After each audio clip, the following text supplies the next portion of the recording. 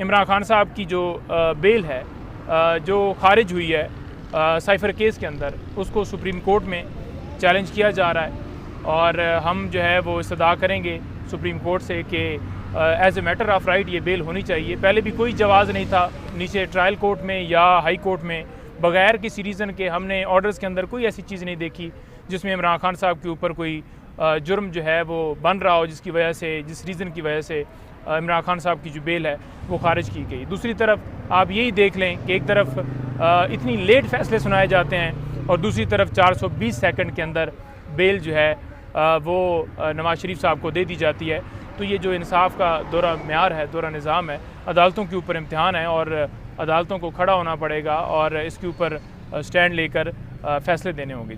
जी अच्छा पंजोता साहब, एक तो ये बता दें कि जो पार्टी के रहनुमा हैं वो छुपे हुए हैं और दूसरे नंबर पे जो वकला हैं वो केसेस के अंदर मसरूफ़ हैं, लेकिन इलेक्शन कमीशन जो है वो इलेक्शन की डेट दे रहा है। तो आप कंपेन करेंगे या फिर अदालतों के अंदर जो मुकदमात हैं इनका सामना करेंगे?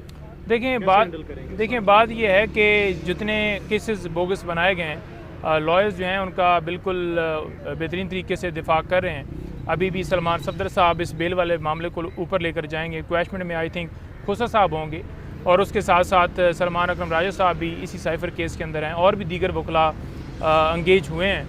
तो इंशाल्लाह ये लीगल जंग है हमारी और इंशाल्लाह जारी रहेगी, लेकिन क्योंकि सबको पता है कि ये पॉलिटिकल केसेस बनाए गए हैं, झूठे केसेस हैं, कोई केस के अंदर जान नहीं, कोई ऐसा केस नहीं है जिसमें कोई ऐसी चीज़ हो। लिहाजा जो इलेक्शन की बात है, इलेक्शन की हवाले से बाकायदा तौर पर जो पार्टी है वो अपना काम जारी रखे हुए है और उसके ऊपर अपने उम्मीदवार वो देंगे। और दूसरे नंबर पर जो लॉयर्स को टिकट मिलेंगे वो डेफिनेटली अपने हलकों से इलेक्शन लड़ेंगे और पूरी कैंपेन भी करेंगे। अब देखते हैं कि किस किस को टिकट मिलता है, कौन कौन अप्लाई करता है, ये सारी चीज़ें मैटर करेंगे। जी सर, आप खुद टिकट के लिए अप्लाई करेंगे? देखें अभी तक तो ऐसा कोई अप्लाई नहीं किया, देखें लेकिन हालात ऐसे बनते हैं जिसमें अप्लाई करना पड़ता है, जिसमें कैंडिडेट्स नहीं होते या वहाँ पर जो है वो ज़रूरी होता है, तो फिर ज़रूर इसके ऊपर कंसीडर करेंगे। जेल में मुलाकात के हवाले से एक नई फहरिस्त जारी कर दी है जिसमें आपका नाम भी नहीं है, क्या कहना चाहेंगे इस हवाले? देखें ये जो लिस्ट है ना, इसके ऊपर बड़ा वाज़ह तौर पर जो है बताना चाहूँगा कि ये लिस्ट इस हवाले से नहीं है कि कोई और वकील मिल नहीं सकता और ना ही इमरान खान साहब ने किसी का नाम काटा है।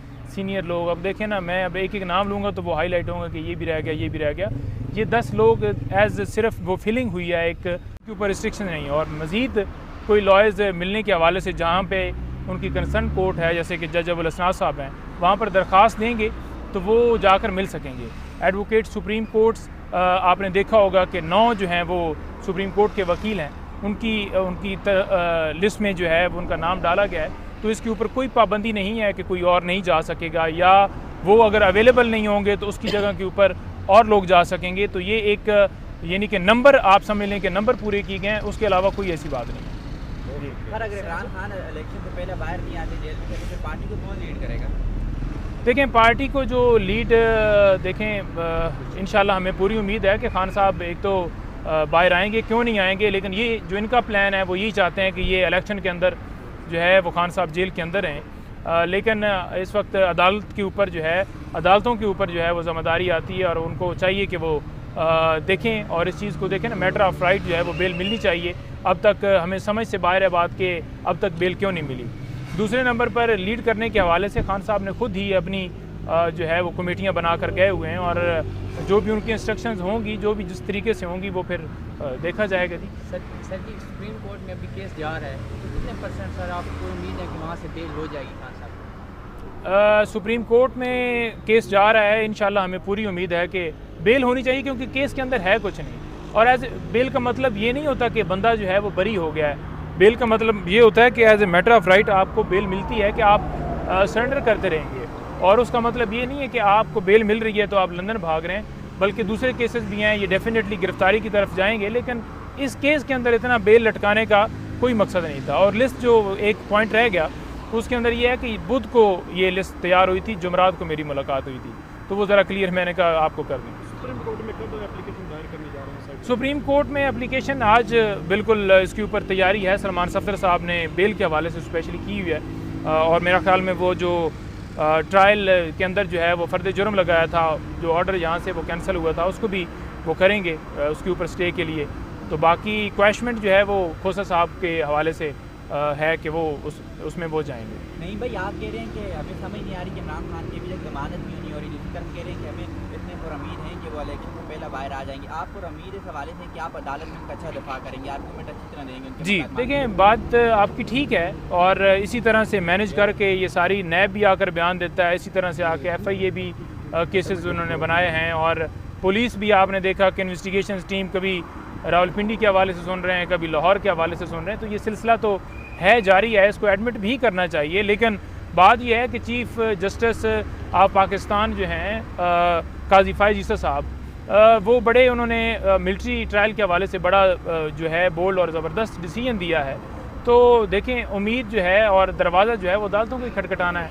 तो हम जाएंगे और हम उम्मीद रखते हैं कि अगर मेरिट के ऊपर ये सुनते हैं केस तो फिर किसी सूरत बेल रुक नहीं सकती।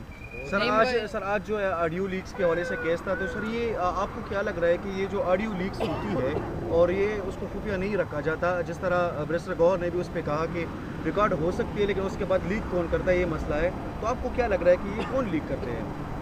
देखिए, बात यह है कि पहले तो देखना है ना कि रिकॉर्डिंग किसने की है, किस लॉ के तहत की है, किस मकसद के लिए की है, किसी से परमिशन लेके की है, कहाँ पर इस्तेमाल करने के लिए, क्या उसके ऊपर कानून है, फिर उसको जो है वो लीक करने के ऊपर क्या कानून है, किस लॉ के तहत वो भिजवाई जाती है मीडिया, कैसे वो चला रहे हैं, कैसे फिर इसके ऊपर किसी को ब्लैकमेल किया जा रहा है, कैसे इंसान की जो है वो किसी भी शख्स के बुनियादी हकूक़ को सलब किया जा रहा है। तो ये सारी चीज़ें कोर्ट के सामने रखी हैं। तो दूसरी तरफ से जवाब देंगे, वो सेटिस्फैक्ट्री जवाब होगा, तभी ये जो इसके ऊपर डायरेक्शंस हो सकेंगी कि क्या उनके पास ऐसी जस्टिफिकेशन है। असल में ये रिकॉर्डिंग करते हैं उसके बाद फिर उसको लीक भी करते हैं, ये मुल्क के अंदर के लोग हैं या बाहर के लोग हैं?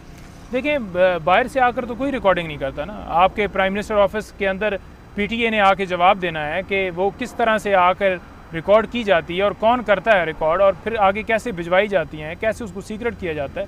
तो ये बेसिकली तो यहाँ से ही सारी चीज़ें हो रही हैं, ये पाकिस्तान के अंदर से, पाकिस्तान से बाहर से तो नहीं हो रही। आज बेसिकली इमरान खान साहब की जो वाइफ हैं बुशरा बीबी साहबा, उनकी तरफ से पटिशन हमने इस्लामाबाद हाई कोर्ट में दायर की थी, जिसमें हमने ये गुजारिश की थी कि ये जो ऑडियो लीक की जाती हैं, फ़ोन टैप किए जाते हैं, घरों में डिवाइसेस लगाई जाती हैं और ये जो सिलसिला शुरू से चलता आ रहा है, लोगों को ब्लैकमेल किया जाता है, फिर वही ऑडियो जो हैं वो लीक कर चैनल्स को दे दी जाती हैं और फिर जो है FIA नोटिस भेजता है जनाब के आप आ जाएं और इसका जवाब दें। तो बेसिकली उस चीज़ को चैलेंज किया था कि ये बुनियादी इंसानी हकूक़ की जो खिलाफ वर्जी है इसको रोका जाए, किस लॉ के तहत ये रिकॉर्डिंग की जाती है